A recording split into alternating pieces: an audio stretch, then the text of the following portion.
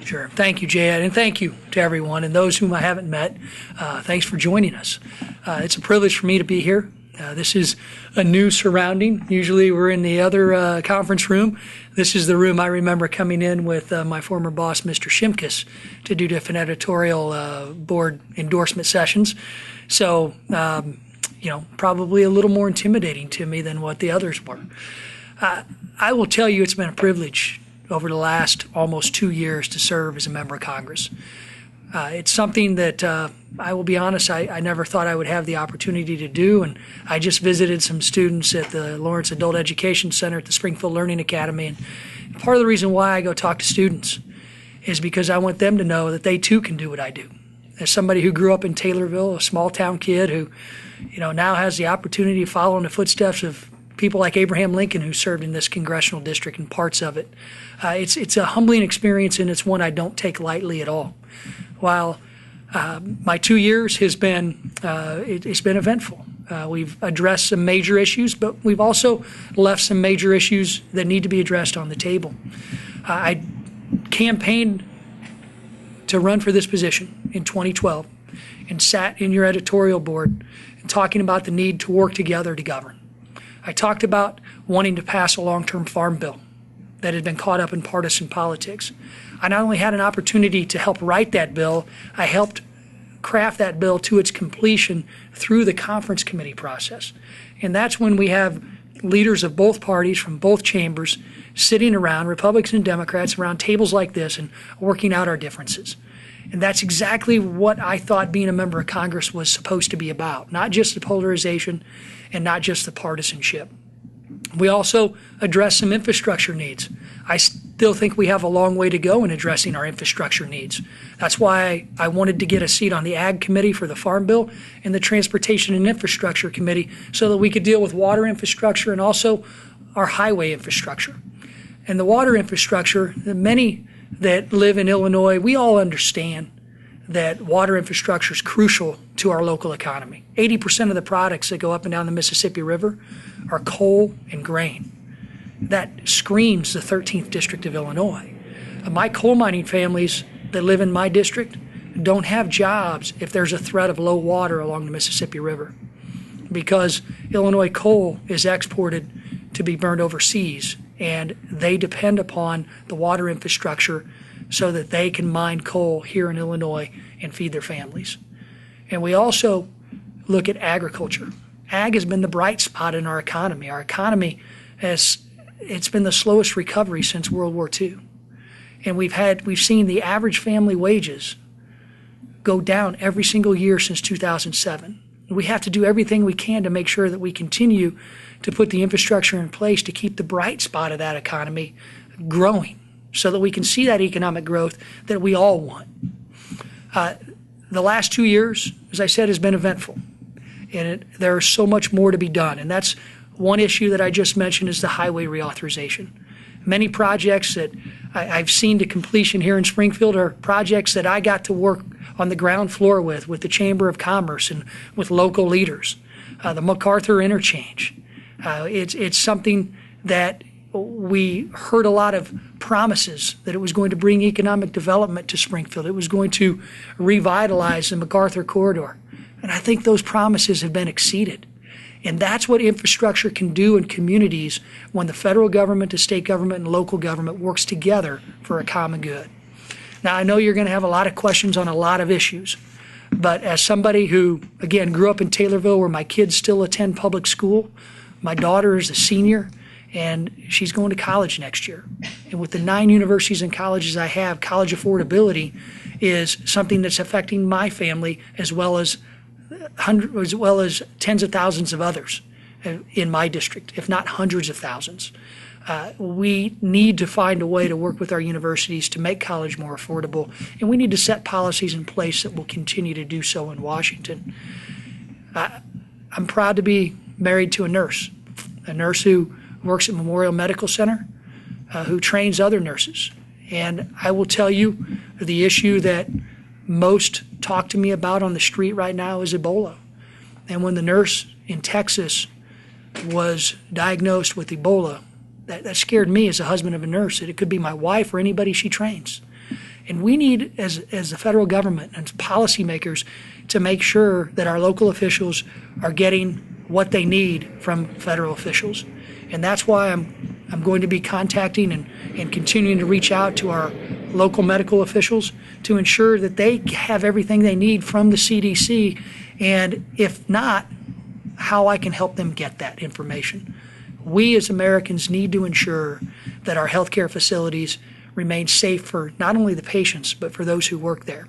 And that's something that I'm going to continue to be working on, regardless of whether or not we're in the midst of a campaign. Because there is a time to campaign. But one thing I've learned as an incumbent is that you don't quit governing. You still continue to do your job that the voters of this district sent me to Washington to do. So with that, I'm trained to filibuster, so I will stop filibustering, and I will allow you to ask me the questions that you would like me to answer. There's some advertisements on TV. Really? That claim you ugly flag first class and spend a lot of time whining and dining in DC. Those are, how do you respond to those? Just simply not true. First class air travel, I will say it again. I have never, ever bought a first class seat on the taxpayer's dime. And frankly, I have never, ever bought a first class seat on my own dime. It's just not true. And that's the type of dishonest attack that we've had to put up with this entire campaign. I've been told I like to eat a lot of steak. That's something that obviously is an addition of all of our fundraising expenses that we have had to pay the bills to do the fundraisers, and they try to turn it into something that it's not. It's like me actually adding up my opponent's fundraising expenses, and I'm sure one of those restaurants serves sushi, and then saying, oh, my opponent spent this many thousands of dollars at sushi bars. It's just disingenuous, and it's dishonest. And I'm still trying to find out how my health care when I retire is going to be different than any other health care plan that's offered to an individual who works at the IRS or the USDA or any other federal employee, because I have the exact same pension and the exact same benefits that they do as a member of Congress. No different. No different. So it's interesting to get attacked, especially when you have somebody who's going to be able to enjoy a judicial pension here in Illinois with free health care for life on the backs of the taxpayers of Illinois.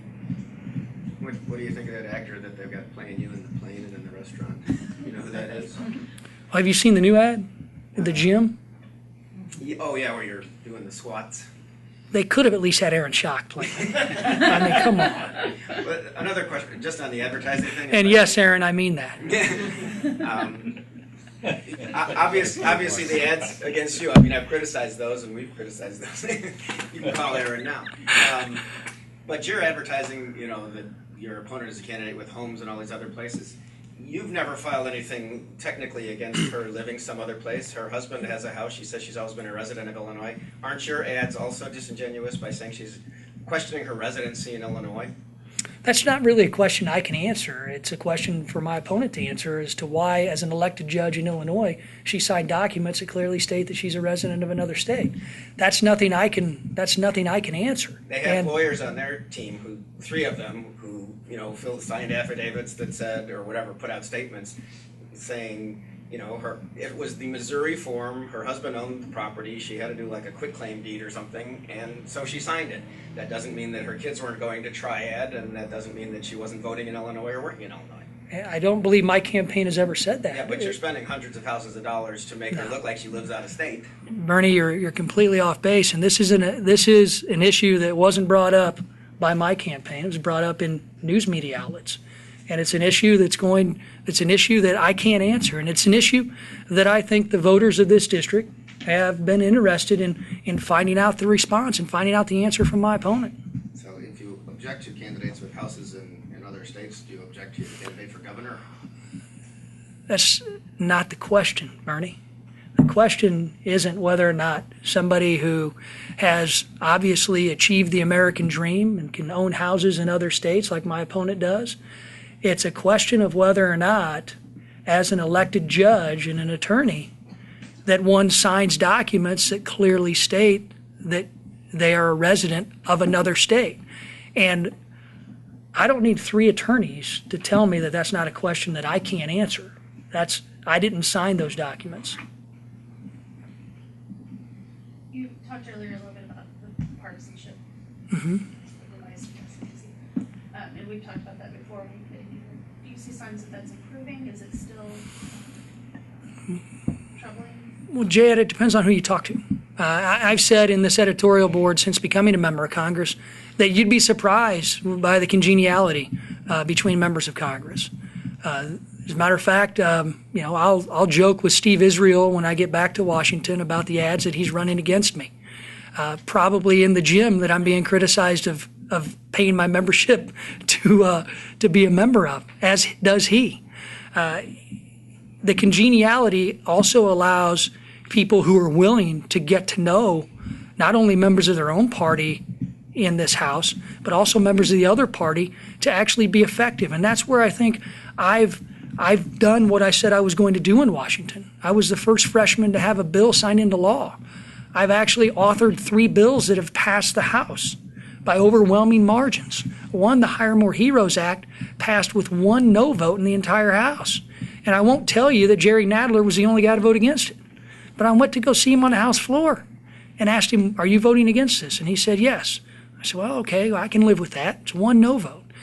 You don't hear about bipartisanship in Washington, but I've clearly shown that I'm somebody who can work across the aisle and get results. I'm the only member of the House of Representatives that have served on both the Farm Bill Conference Committee and the WRDA Conference Committee, the Water Infrastructure Conference Committee. These bills save taxpayers billions and put good policies in place that are going to actually improve our economy in the long run. And that's exactly the type of leadership I said I was going to provide this district, and that's exactly what I plan on continuing to do in my second term. Thank you. Hey, Good to see you. we'll see you, buddy. Gotta go see Jimmy Carter. Huh? Gotta see Jimmy Carter. They're letting you go see Jimmy Carter? They're letting you go see Jimmy Carter. Wow. Finky, you didn't get that assignment? No. See you, Bernie. Take care, man.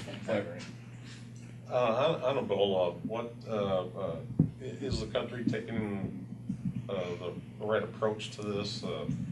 Some people have called for basically sealing the borders against anyone coming in from Africa and that sort of thing.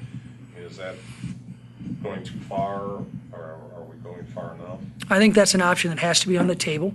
It's a reason why last week, during the midst of campaigning, I helped lead a letter with 20 of my other colleagues in a bipartisan fashion to ask the director of the CDC and the administrator of the FAA, what are they doing to protect Americans, and why aren't they considering the possibility of ensuring that those who are flying to America from the 3 affected countries aren't stopped before coming here. And I think we saw the failure of self-reporting in Mr. Duncan's case.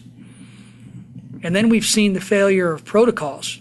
We have yet to know whether or not the protocols that were being followed were breached, or whether or not the protocols that were being followed were effective enough. And that's why I want to hear directly from the CDC. I want to hear directly from the FAA as to what their plans are. I think we need to take this very, very seriously. And I also want to hear from our local officials what they need, both in the medical facility and both at the airlines, too. I personally do not think that stopping visas from the 3 affected countries is going to spread Ebola like we've been told by numerous officials. I think it will likely help us to stop Ebola in the affected areas where we as Americans can continue to be the compassionate country that we are and fly our medical professionals on charter planes into those affected countries and treat those individuals with the compassion and care that America gives to so many countries throughout this globe. Congressman Davis, you talked about infrastructure. Yes, ma'am. The motor fuel tax is a declining source of revenue. It is. A particular aspect of our economy. What is Congress Davis's plan to address that issue? Well, I will tell you, Joan, that's the biggest disappointment. One of the biggest disappointments of my first term is that we didn't get a long-term highway reauthorization. And I reluctantly voted for the temporary patch because I didn't want to see families who rely upon the construction industry and rely upon the projects that we've seen throughout this construction season that have been started. I didn't want to see them affected by politics and partisan politics and being pulled off the job to make a political point. But it is an issue that I know that I'm going to have to take a lead in addressing. And you're right, the motor fuel tax that the federal government provides to the states as a share of infrastructure improvement money is not living up to what was anticipated in 1993. It has never been indexed for inflation. It has never been increased. And frankly, even if it was increased on its own, studies from both the right and the left say the exact same thing, that in a 6-year time period, it still will not be enough, and we'd be at this same juncture. What I intend to do is help lead the charge for a portfolio of infrastructure funding sources. I believe we ought to make this country energy independent. I believe we ought to build the Keystone Pipeline to create what even members of organized labor have said is going to be 40,000 new jobs. If we can make America energy independent and do on a nationwide basis what North Dakota and other states are doing to be able to export our energy that we can't use in America, we can then take the revenues gained from energy exploration. We also need to take a look at how do you bring in electric vehicles into this portfolio, because electric vehicles don't pay anything toward the motor fuel tax. And if we were just to raise the motor fuel tax to a level that many people wouldn't notice if gas fluctuated, but still, it's going to not fix the problem. We have to look at that portfolio, and we have to make some adult decisions out in Washington about putting that portfolio together, and I'm more than willing to play a role in doing so. So have you identified in your conversation so far what would be in that portfolio? That's what to we're... make up for the motor fuel tax law? Well, no, the motor fuel tax, we're not talking about getting rid of it. No, but we're also... It's declining. And, it is and declining. Good thing it's declining. It means we have more efficient cars, et cetera, et cetera. But you mentioned a portfolio several times. Yeah. I'm just trying to understand what the elements of that portfolio might be. That's exactly what the Transportation Infrastructure Committee that I serve on is going to be debating when we get back to Washington. And so there's no list that you're There's no... working from, no ideas? No. I just gave you some ideas. There's no master list, and that's again one of the disappointments of my first term in Washington is that we couldn't come together in a bipartisan way to address our highway infrastructure. It was reported today that we are in fact energy independent, and in fact we've got such a glut of energy that it's affecting market prices. Then let's do what we can to sell it overseas and sell our surplus and continue to grow our energy independence. Does that still make you in favor of the Keystone? Absolutely. I cannot for the life of me understand why this president has yet to sign the Keystone Pipeline permit when we are, it's been the most studied permit in our nation's history. It will create 40,000 new jobs, and this president wants to turn the economy around. That's a great start. And it will also take the oil that's coming from Canada that would be shipped through the pipeline is coming through the United States right now. It's coming via rail car, it's coming via our highways, and it's getting shipped to the exact same ports that the pipeline would provide it to. So let's do it in a safer, cleaner, more effective way that's going to grow our economy and create the jobs that politicians talk about often. But unfortunately, many times politicians stand in the way of doing so. Your opponent yesterday at a news conference was critical of your position on the future of Social Security and Medicare, linking it to privatization. Explain what you want to do to those two programs long term. What did she say? She was basically saying that you want to privatize the. Simply not true. Okay, what do you want to do with them? Well, first of all, I would like to make sure that we get criticism that is truthful. What I have voted for and consistently have voted for is a program that's going to make sure that Social Security is there for those who are currently beneficiaries, and also those who are near retirement. But we also have to take a look at future generations like mine and my kids and make sure that we do everything we can to ensure that Social Security is there. And we're going to have to make sure that we make some decisions in Washington that will have absolutely no effect on seniors today and absolutely no effect on seniors of tomorrow. And I'm willing to make sure that we participate in that debate. But unfortunately, many people in Washington like to stick their head in the sands. And voting for a budget does not mean that I'm for privatizing Social Security. And Medicare, in that same budget that I was criticized for, Medicare was preserved not only as is for this generation, the next generation, for all generations. And that's exactly the type of proposal that I'm going to continue to put forth. So on like Social Security, should the qualifying age be raised significantly? I mean, what kind of approach would be? Well, we need to, number one, begin the discussion of saving Social Security, because Social Security, as projected, we will not have enough beneficiaries or enough people paying into the system that will cover beneficiaries in the year 2032, 2033. That's not too far around the corner. And we need to ensure that we, as members of Congress, make some decisions that are going to not adversely impact anybody who's retired right now and anybody who's nearing retirement, because we got to keep those promises. But my generation and future generations, we need to take a good hard look at making sure that we have a system that's going to remain in place for those who need it. Maybe via means testing, maybe via other methods that we can then begin the debate.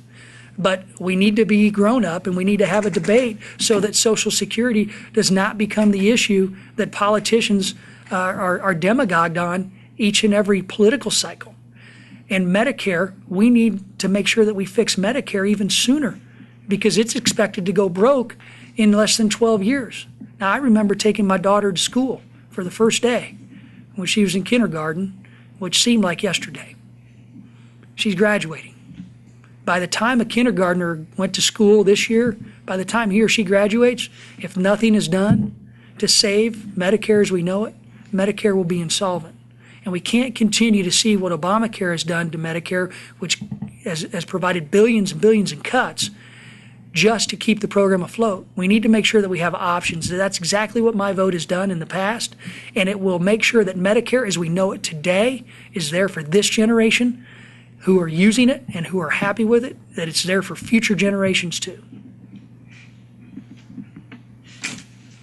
So as a Medicare recipient, how is it that I've not felt any of those cuts? As somebody who's not a Medicare recipient, I don't know the answer to that. So where are those cuts? Who have those cuts impacted? Well, there are many organizations, many individuals that come in to see me on a regular basis in Washington and talk about how they're treated differently via Medicare. And when it comes to reimbursement levels, many in the medical community are affected by lower reimbursement levels too. I'm glad to see that you as a patient and you as a recipient, as you as a beneficiary, are getting the quality service that many in America have come to expect out of our Medicare system, which is exactly why I'm trying to make sure that we keep the system in place and keep the system going as you expect it to be going for your generation and for future generations. So is it not true then that the House passed a budget that changed Medicare to a voucher-based program? It's not true. No, it's not true that the solution to the Medicare crisis was taking current beneficiaries off of Medicare as we know it and creating what would be called a voucher program. That's just not true. Future retirees then? No. Does it affect future? No, it's options. And I believe as Americans we need options. Those current beneficiaries would see absolutely no change. Future beneficiaries, no, and I'm trying to explain it to you. Okay? Future beneficiaries would also see no change if they choose to remain in the current system. But we would also use premium support for others who want more options, like we have with Medicare Advantage right now, where many seniors are very happy with Medicare Advantage but paying more in their premiums and their cost of belonging to a Medicare Advantage program. So these are the issues in a budget, a framework, a vision that we put forth. And that's all that is. And frankly, I love the fact that a budget vote actually gets so much press in a political campaign. But what we haven't seen is the press that we actually had to force the Senate to pass a budget for the first time in 5 years. I believe it was 5 years. We actually threatened to withhold their pay if they didn't lay out a vision. And I think America's vision for a budget over the next 10 years is one that balances. And that's exactly what ours did, while preserving Medicare as we know it for this generation and all future generations by providing options to future generations. That, to me, is a good vision document. But let's also judge me on what I voted for that actually has an impact, like the Ryan Murray bipartisan agreement that ensured that we kept government running and put together a 2-year budget cycle that also helped us to appropriate dollars into for this year, so that we're going to continue to keep spending in a way that has reduced the deficit more so than we have since any year since World War II, and continuing to address the issues that are most important. But that is no substitute for getting back to our constitutional appropriations process either, which is the way Washington spent money when Washington used to work. And I think we need to do that. The government shutdown was about a year ago. Well, it was a year ago this month. Yes. Lessons learned from that? Are there any takeaways? Is there anything that you Yeah. learned from that? I learned a lot. And I think many of my colleagues on both sides of the aisle learned a lot too. It's something that I never want to see happen again. It's something that I was proud to help end. I stood on the House floor and I saw us throw option after option. And the last option that we sent to the Senate was just come together in a conference committee, just like the Ryan Murray Conference Committee was when we ended the shutdown. And we were rebuffed too by the Senate. Don't get me wrong, it took both parties to cause the government shutdown. But it also took both parties to end it. And I was proud to be a part of that solution to end the shutdown. And I'm also proud to be a voice in Washington that made sure that we avoided even the discussion of another government shutdown, because it wasn't helpful. And all it did was solidify to the American people that Washington has become too partisan and too polarized, and that's something that I am disappointed in. In your first 2 years, what was the most difficult vote you had to take, and why?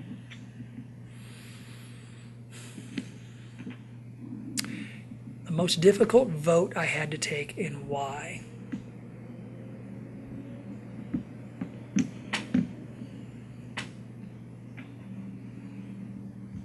I will tell you that I went to Washington to make sure that I voted in a manner that I could come back to my constituents and explain why. I voted, and that's why I don't consider my votes difficult, because I know when I get to Washington that I'm going to continue to vote the way I feel my district wants me to vote. And I know that in a 50-50 district, no matter how I vote, it's going to be criticized. And as a matter of fact, if you look at my voting record, you see a record that represents my district. It's a record that gains me criticism from the right and gains me criticism from the left. And it's a record that I said I was going to create when I sat in this building 2 years ago, asking for your endorsement and saying what I was going to do in Washington. I believe my record clearly shows that my votes are votes that I'm proud of, votes that I'm going to continue to be able to come back and explain to my constituents. Well, what's a vote you get criticism from the right on? A vote I got criticism from the right on? Yeah. The Farm Bill? Why? WRDA? I don't know why.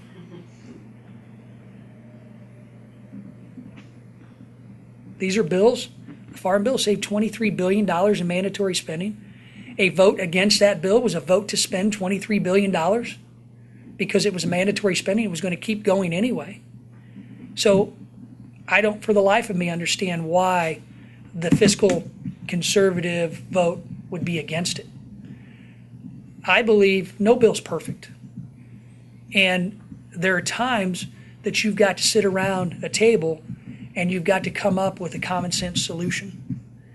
And to me, helping to work toward that common sense solution gives us the opportunity to find solutions. And I will tell you, one of the hardest votes I had to take was on the Ryan Murray appropriations for one instance, because it included a so-called pension cut to veterans who were under the age of 62. I had to swallow hard to cast that vote. But I also knew that the next day and that week, I was going to work with my colleagues to fix that particular provision in the bill, because it wasn't worth killing the entire appropriations process and the entire bipartisan agreement for that one provision. And I worked with my colleague Mike Fitzpatrick immediately after that, and we actually helped put a proposal in place that made sure that no veteran ever saw a cut to their pension that they deserved. And that's something that I see in Washington a lot, that the easiest vote to get to is always no. I mean, I'm a parent. The easy answer that I can give my teenage kids when they ask me to do something is no. I don't have to get up. I don't have to take them anywhere. I don't have to give them any money. I don't have to worry about it after I say no. The easiest vote you could take in Washington is no, because there's always a reason why you can find, always a reason you can find to not vote for something. The harder votes are finding an imperfect bill and finding provisions within that bill that are actually integral to moving government forward. And being able to defend those proposals in the midst of a climate and a polarization that likes to only focus on the negativity and the small areas of disagreement rather than the areas of agreement. Congressman. Yes, ma'am. What is the poverty rate in your district, and what do you think Congress's role is in addressing it, especially you? Sure. I don't know the exact poverty rate, but it's too high, even if it's 1%. Poverty, well, I know that, but that's too high. We as Americans need to do what we can to ensure that America lives up to its commitment to those who need help the most. That's why you saw me sit around a table with Republicans and Democrats and come up with a solution to our food and nutrition benefits. We found a very cost-effective savings through changing the barometer in the heat and eat loophole that was costing taxpayers billions of dollars. We didn't say we're going to end heating assistance to those who need it. We just made sure that states who were qualifying individuals for food stamp assistance by only giving $1 of heating assistance moved the barometer to $20. That's not a high barometer to reach, but it's also a common sense savings that had bipartisan support and bicameral support in Washington. And we made sure that we put a program in place, Joan, that made sure that benefits were going to those who need them the most. And we also, and one of the disappointments in that bill for me is that we didn't put a stricter work requirement in there. I don't think it's beyond anyone's. I don't think anyone would disagree with me that if we have able-bodied adults who do not have dependent children, who are not enrolled in an education or a training program, who do not take care of dependents at home who may be adults, who don't meet a plethora of other exemptions, I don't see how it's wrong to require them to work, to be paired with a job, and if that can't happen, that we can pair them with community service and volunteer service opportunities where they can learn the skills that will lead them to the best benefit that any family can have, and that's a job. What's your position on the minimum wage?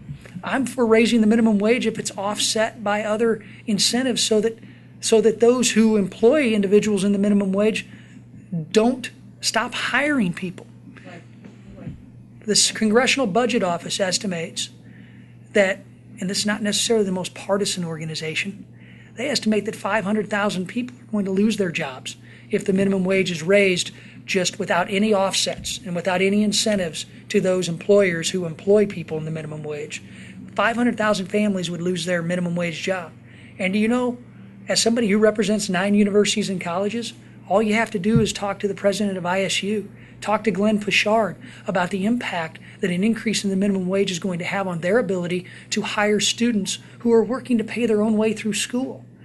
we have to make sure that policymakers in Washington don't adversely impact those who are trying to work their way up out of minimum wage. So what's an offset? It would make sure that we would provide tax credits for those businesses who employ those in minimum wage.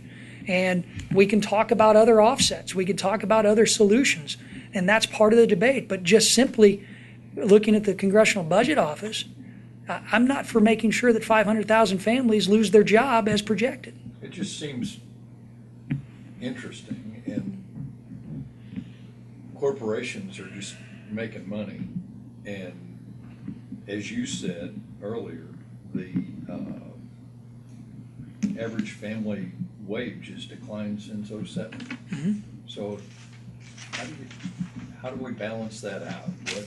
So you think raising the minimum wage will balance that out? No, it's not me that's, I'm looking to you to average. Here's the problem. How do we account? Sure. How do you account for increasing profits for corporations and others, and the average family wage since '07 declining?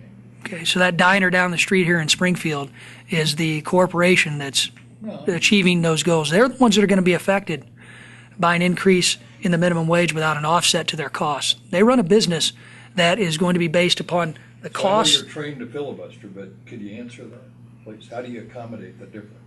Not the McDonald's, but how all of these corporations and all that are making big money, Mm-hmm.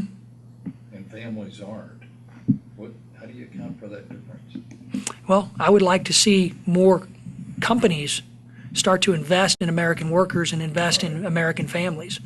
And the best thing we can do is make sure that we provide certainty to those companies in America that are wanting to invest in infrastructure, or they're wanting to invest in inventory, they're wanting to invest in equipment, and they're also wanting to invest in the most important asset we have, which is people, and provide jobs. Okay. And I think we need to repatriate some of the dollars that have been made overseas that are being held by multinational corporations that are sitting overseas not wanting to pay the tax penalty even though they're a multinational corporation.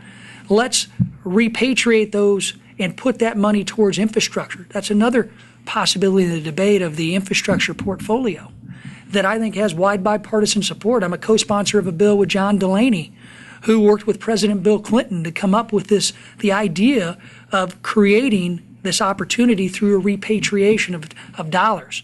Let's do what we can to change the tax code that incentivizes more investment into America rather than withholding those dollars. Let's unleash the opportunity.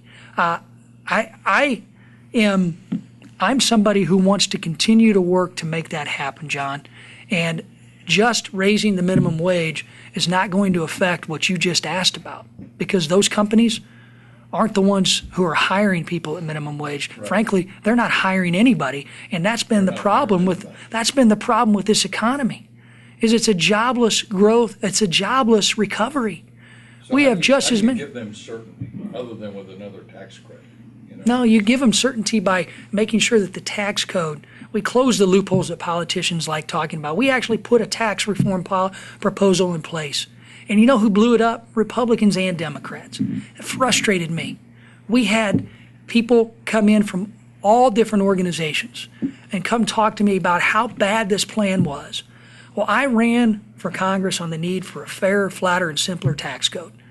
And when Dave Camp, whose son goes to college at Northwestern, this is a guy who is probably one of the nicest individuals and the most bipartisan individuals I've met. He puts together a proposal and takes a tax code from about here to here. And it got blown up by both sides. We didn't even get to debate it. And unfortunately, the tax code's still here instead of a compromise that may have been about right here. And we could have provided that certainty, that opportunity to invest in America. We shouldn't be talking about inversions. We should be talking about how companies want to come to America and invest. And we need to be competitive in our tax code with the countries that are competing against us right now, because frankly, sometimes it's not a level playing field. You used the term tax penalty when we were talking about corporations putting a lot of their administration in other parts across in other countries, so they wouldn't pay the tax that they would have to pay in America. You see that as a penalty that they're avoiding by, as opposed to paying their fair share of the taxes?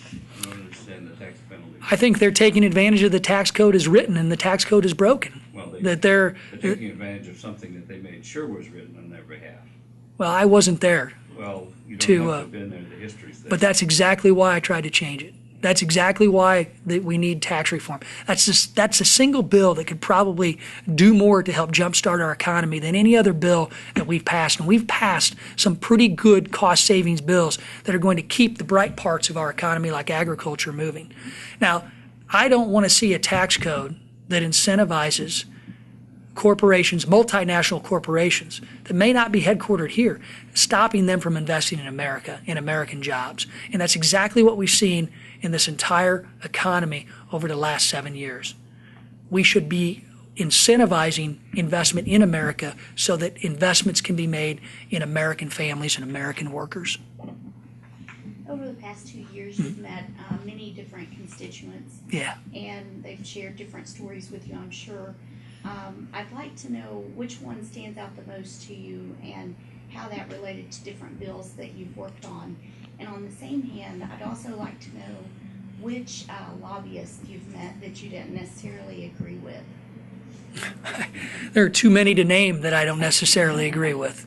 I will tell you one story that led to one of the bills that I successfully passed out of the House came from a meeting of my Veterans Advisory Board. Brad Leviti from Madison County, he's the Madison County Veterans Assistance Commission. He and his colleagues came to my initial meeting of our Vets Advisory Board in Edwardsville at SIUE, and it was brought to my attention that the 50-employee limit that the Affordable Care Act sets counts veterans who may be getting their health care through the VA or Department of Defense or others.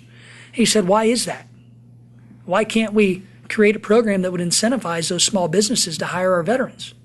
So I introduced the Hire More Heroes Act. That's the bill that got only one no vote in the House and is sitting in the Senate. You can't get much more bipartisan than that bill. It's sitting in the Senate waiting to be heard, waiting to be sent to the president's desk. And we've been told, well, you can't change Obamacare. But we just did. And it's a common sense change, and that's exactly the type of change that I'm trying to put forth. And that came from a meeting with veterans in Madison County, Illinois. And it's passed the House, it should pass the Senate, it's passed the House twice, and it should pass the Senate, and it should go to the president before this term's up. And if not, I'll introduce it again as soon as we get back to the second Congress. Which lobbyists have you agreed with and had opposition from your party? The term lobbyist is one that I don't think is appropriate to question. It's, lobbyists will come in with groups such as the American Cancer Society and others. So I base my support for provisions on who is going to be affected by that piece of legislation, who's going to be positively affected or who's going to be adversely affected. I think if you talk to anybody who comes to visit me from a wide variety of organizations all across the board, go talk to the NEA and the IEA. Ask them if they thought that I was going to be somebody who was going to be able to work with them, so much so that I got their endorsement. And it's not necessarily the lobbyists that they employ, it's the teachers who taught me in Taylorville, Illinois, that taught me it's important that the government pension offset and the windfall profits, the windfall elimination provision is fixed in our tax code, in our Social Security code. Those are the folks that I've been working with for years that led me to make a commitment to help make that change. And I believe many in the educational community were very surprised that I would take a leading role in that, and so much so that they gave me their endorsement because of my leadership in that issue and a wide variety of other educational issues that I don't think any of them expected out of me. I've seen headlines that immigration reform is dead. I'm wondering how dead is it? Yeah, the Senate bill hasn't passed, and it's not going to pass this Congress. But I think we can all come together, and I would like the debate to start on where we can agree. I think we need to do something about our broken immigration system. I'm somebody who's not afraid to say that. But unfortunately, many times the debate over immigration reform gets stuck on the southern border and gets stuck on whether or not there's a path to citizenship. Frankly, we already have a path to citizenship. It's called the naturalization process. We need to fix our broken immigration system that most illegal immigration, and many folks that I come across don't realize that most illegal immigration comes through our airports. It's those who come to America legally and then overstay their visas. That's part of the system we need to fix. It's not just about our southern border, but we also need to come up with some common sense bipartisan proposals that I think gain support, and that is temporary ag worker visas. We need a system in place that's going to allow that program to continue to operate so that we can provide the fresh fruits and vegetables that many in this country tell us to eat more of, and make sure that they're cost effective for those who go to our grocery stores. We also need to work together on passing a proposal to deal with our STEM visas, student visas, where we're attracting students into STEM educational opportunities and then telling them to go home and compete against us instead of staying here to work in fields that we have shortages of. These are areas that we can agree on. Let's also agree that border security remains a priority and that we need to put a provision in place that doesn't allow one person, the Director of Homeland Security, to determine whether or not the borders are secure. We have to come together on this issue and take politics out of it. One of my colleagues, David Valadeo, he lives in a 70% plus Hispanic district. He's a Republican, and he's going to get reelected again. He is somebody that has been on the forefront of signing on to the Senate bill, signing on to the House version of the Senate bill. And you know what happens? He gets protested by the SEIU when he is the person most out in front in the Republican conference talking about immigration reform. Politics, it even comes locally with me. Just a year and a half ago, I had individuals from the SEIU come to see me in Hillsborough, Illinois. We talked about where we could agree and where we might disagree on immigration reform and where we could come together. And while I was going to Godfrey to another public meeting, members of the SEIU came to my home, knocked on my door where my kids answered, to deliver that same message. Bullying tactics like that are not conducive to solving problems, especially when it comes to immigration reform. We need to not listen to those bullying tactics. We need to make sure they stop on both sides so that we can come up with that final solution that I know we can reach. But what we also have to take into consideration is what kind of impact is it going to have on our already failing entitlement systems? What kind of impact is it going to have on America when it comes to what impact it's going to have on ensuring that we provide opportunities for these new citizens to work through the legal process without jumping ahead of anybody who's already started? And what are we going to do to make sure that 27 years from now, we don't have the same problem? Because remember, this issue was supposedly fixed 27 years ago. And I don't want my kids or grandkids at that time coming up to me saying, "Dad, Grandpa, I thought you fixed that when you were there." We need to come up with a real solution that's going to work. And I'm willing to talk about those solutions when many in my party aren't. U.S. military airstrikes in Syria. I supported the president. We're going to need ground troops by the time it's done. Don't let anybody kid you. There's some ground troops already there. Well, There. a greater combat. Yeah, no one's talking about battalions going to Iraq and to Syria. I will put my hope in the military leaders who helped the president devise this strategy that I supported. They said it was going to work, and I stand ready to work with the president and ready to work with our military leaders if they want to devise a change in strategy. But hypotheticals right now aren't conducive to what we're doing to help our allies on the ground, and we need to continue what we as a country can do. And this is where the president needs to provide the leadership that garnered him the Nobel Peace Prize. He needs to begin to do a better job of working with our allies in that region so that we have a coalition that's actually going to either participate or pay for. And we also need to seriously rethink Turkey's relationship with NATO if NATO continues to get rebuffed by one of their members. Speaking of the Peace Prize, today is the anniversary of Martin Luther King receiving the Peace Prize in 1964. How do you think America has met the promise of his Peace Prize initiatives? Well, there's not many people more admirable than Martin Luther King in our nation's history.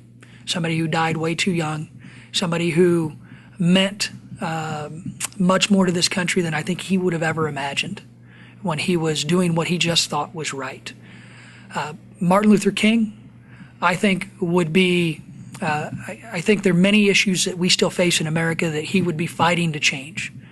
And I would hope that as a policymaker, that I can continue to work to ensure that we reduce minimum sentencing requirements. I think it's offensive that we have young kids in jail who were caught with a small amount of marijuana who didn't want to roll over on their friends, and they're sitting in jail because of mandatory minimum sentencing requirements. I'm working to change that.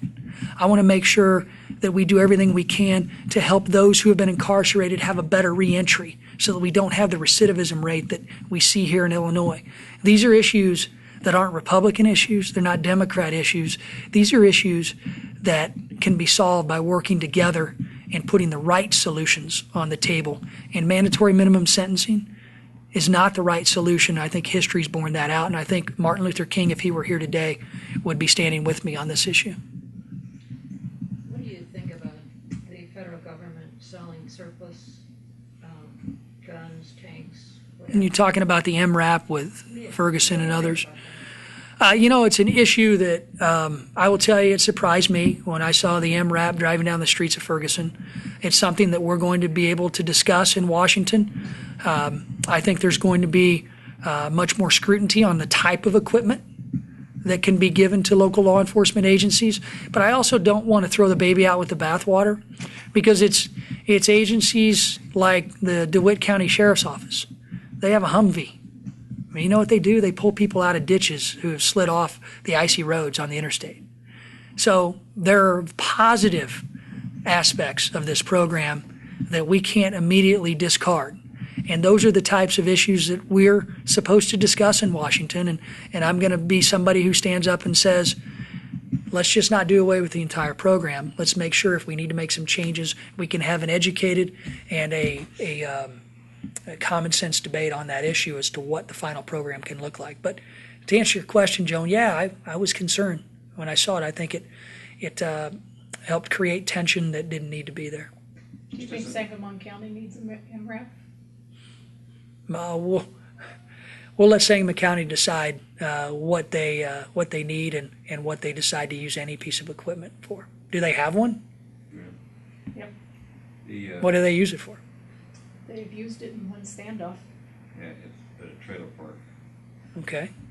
I do a lot of work with the Boys and Girls Club, Yes.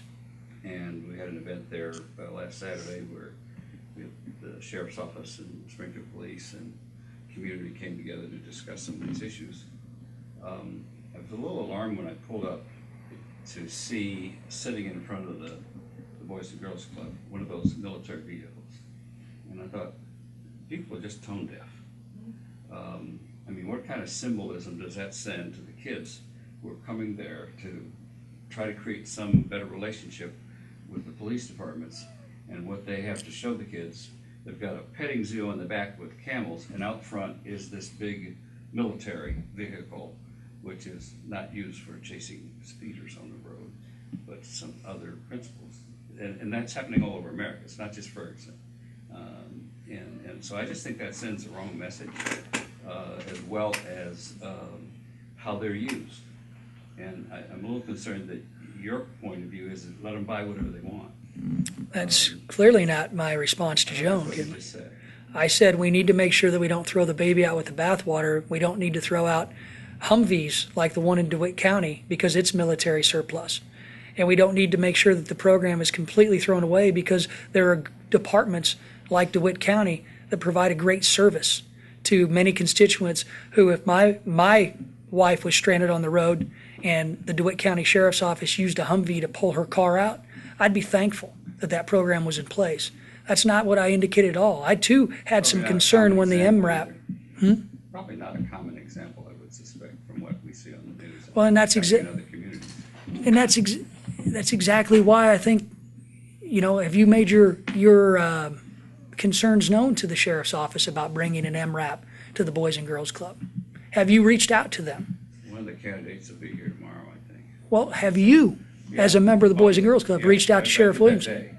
Okay, well, good. And that's the type of message that I continue to send to young people that I talk to every day. I was in Urbana at Urbana High School just 2 weeks ago, and the issue of Ferguson came up, and I asked them, how do you feel about your local police department? And there were many, and there were not many, there were a handful that said, we're concerned.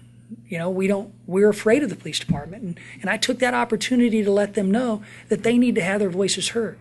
They need to call the mayor. They need to call their local officials who have jurisdiction. They need to go meet the police chief. I would bet, and I know I'm speaking for myself, if somebody who's a young person who's concerned about an issue wants to come see me, I want to make sure I make that opportunity as soon as possible so that we can create opportunities for relationships rather than perceptions. That's a two-way street in terms of the police coming to the community as well. This is just that the community goes to the police. Don't get me wrong, I never insinuated that. I'm just telling you about my opportunity, Kenley, that I had to talk about how they too can be proactive. And they too can begin the process of letting the local law enforcement know how important community policing is. And that's exactly the type of relationship building that we need. And that's exactly what you did when letting your concern be known to the sheriff's office. And I will bet you that's probably the last time you'll see an MRAP in front of the Boys and Girls Club.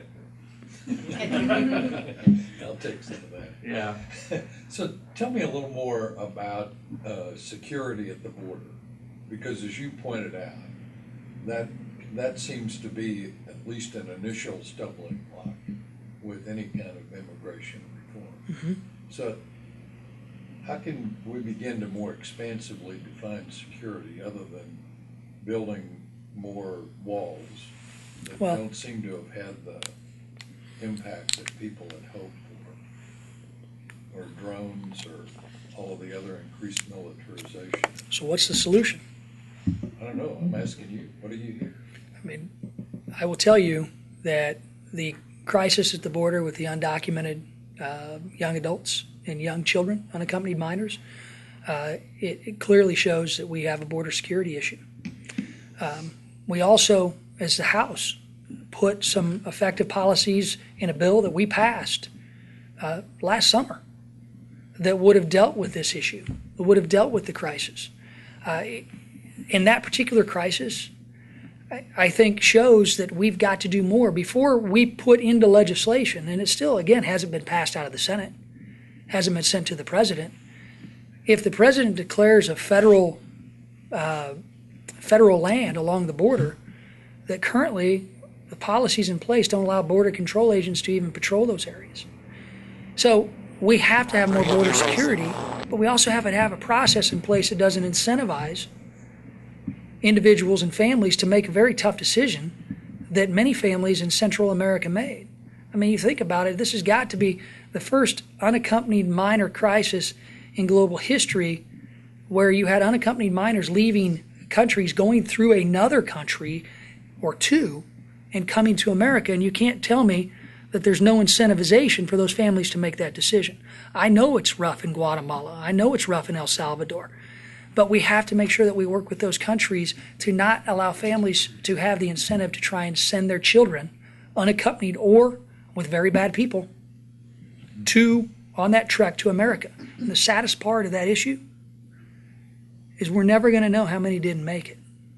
We're never going to know how many families sent their child on what they thought was an opportunity to get to America and achieve the American dream that never made it out of Mexico or wherever they end up. So And- other than opening up some more land to federal.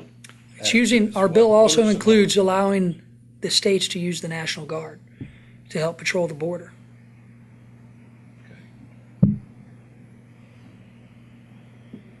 We've kept you over now. I'm sorry. But if it's okay if they're not, we should probably cut it off and give you. That'd be great. Let me say thank you. I mean, it's been a great opportunity for me. I have said that I was going to Washington to work in a bipartisan way, and where I may agree with each of you on a wide variety of issues, I'm sure there are areas that we have disagreement on a wide variety of issues. And I enjoy the back and forth. I enjoy the discussion, and I enjoy the debate, because that's exactly what I'm supposed to do as a member of Congress, and come back here and explain my viewpoints to you. And where we have disagreements, I think there's also a way where we can do what I've been able to do in Washington, which is come to a common ground on finding solutions. And Kenley, I'm happy to work with you on the solution that you have, any solutions that you may put forth when it comes to the Boys and Girls Club. I do. I got it. I got it. And I'll give you guys my personal cell phone when I leave so that it doesn't get posted on the website. But I want to have a discussion. Springfield is where I made my post-college career. This is where I worked. This is an area and a community that I've seen go through some of the best of times and some of the worst of times. I live in Taylorville. We are part of the Springfield community. My wife works here. This is something that's important to me because it is me. And I want to work with each and every person around this table to find the solutions that we all know are out there, but we've got to come to a common ground to get to. Let me help continue to serve you, and let me help continue to come back and see you. And I love the debate that we have at these editorial boards. And Governor Edgar told me to tell you hello when I saw him last week. So thank you very, very much.